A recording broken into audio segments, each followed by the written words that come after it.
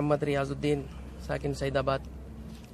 آپ حضرات کے سامنے اس شمس آباد ایئرپورٹ کی جو عارضی نماز گاہ ہے اس نماز گاہ کے بارے میں کچھ عرض کرنا چاہتا ہوں کہ گزشتہ 2008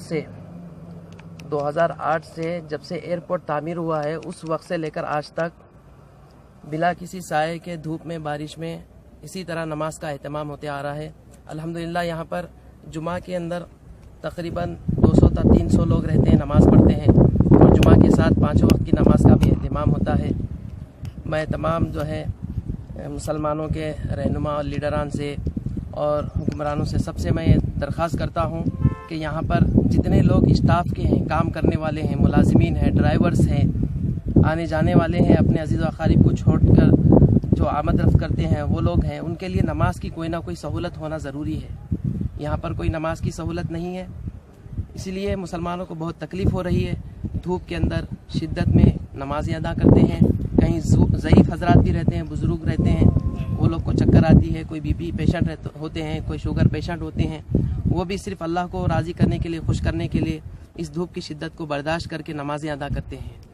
میرا ہم سب کی طرف سے تمام اسٹاف کے ایئرپورٹ کے جتنے لوگ ہیں یہاں پر مصلی ہیں, نماز پڑھتے ہیں, ان سب کی طرف سے مطالبہ ہے حکومت سے کہ یہاں پر ہمیں نماز کی کوئی سہولت دی جائے اور نماز کے لیے یہاں پر انتظامات کیے جائے. اسی بات پر میں ختم کروں. السلام علیکم. السلام علیکم. میرا نام عبدالجبار شاہد ہے. میں پھول باغ سے یہاں پر امامت کرتا ہوں. ماشاءاللہ سے 4 سال ختم ہو چکے میری امامت کی. فجر, ظہر, عصر, مغرب 5 ٹائم کی امامت کرتا ہوں. میں یہ عرض کرنا چاہتا ہوں کہ جب بھائی احمد اللہ صاحب کے زمانے میں احمد اللہ صاحب نے وعدہ کیا, شبیر علی صاحب کے زمانے میں شبیر علی صاحب مسجد بناتے بولے تھے, پھر اس کے بعد احمد اللہ صاحب تو یہاں تک بول دیے کہ پھر میں فلاں جمعے تک بولتے تو کچھ نہ کچھ کروں گا. اس کے بعد پھر ان کی بھی سیٹ چلے گئی. پھر اس کے بعد محمود بھائی آئے. محمود بھائی بھی بڑے بڑے وعدے کرے, یہاں تک کہ ہمارے بیچ میں آ کے نماز پڑھے. پھر یہاں تک یہ بھی بولے کہ رن وے پہ جا کے ہم سب مل کے احتجاج کریں گے, مسجد کے خاطر فلاں کریں گے. اس کے بعد ہم محمود صاحب کے پاس گئے, جا کر بولے محمود بھائی ایسا بولتے. پھر اس کے بعد ڈپٹی سی ایم بننے والے ہم کچھ رپورٹ دے رہے ہیں, کچھ بھی نہیں کر رہے. اور یہاں تک کہ ہم جا کے ان کو فلاں کئی مرتبہ جا کے بولے کہ صاحب کچھ آئیے, آپ دیکھیے دھوپ میں لوگ آ کے چکر کھا کے گرے.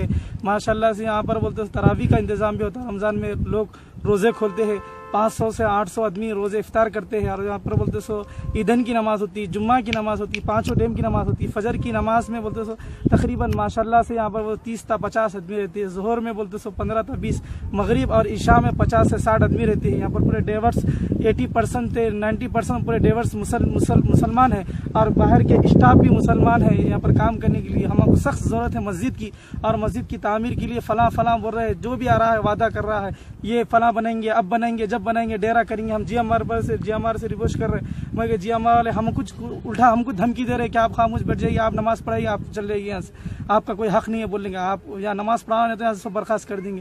ہم آپ کو الٹا ابھی دھمکی دے رہے ہیں. ہم کئی مرتبہ, یہاں تک کہ میں 8 دن سے جی ایم آر کے چکر کھا کے پریشان ہوں. محمود علی صاحب کے پاس تقریباً 8-10 میں اور خطیب صاحب جا کر محمود علی صاحب کے پاس در پہ ہم کئی مرتبہ گئے اور کچھ رپورٹ ہی نہیں دے رہے. یہاں تک کہ ہمارے ابو ایمل صاحب بھی کئی مرتبہ پیپروں میں ڈالے, فلاں میں ڈالے, میں کوئی رپورٹ نہیں دے رہا. میں آپ لوگوں سے گزارش کروں گا کہ آپ لوگ اب اس میں تعاون فرمائیں.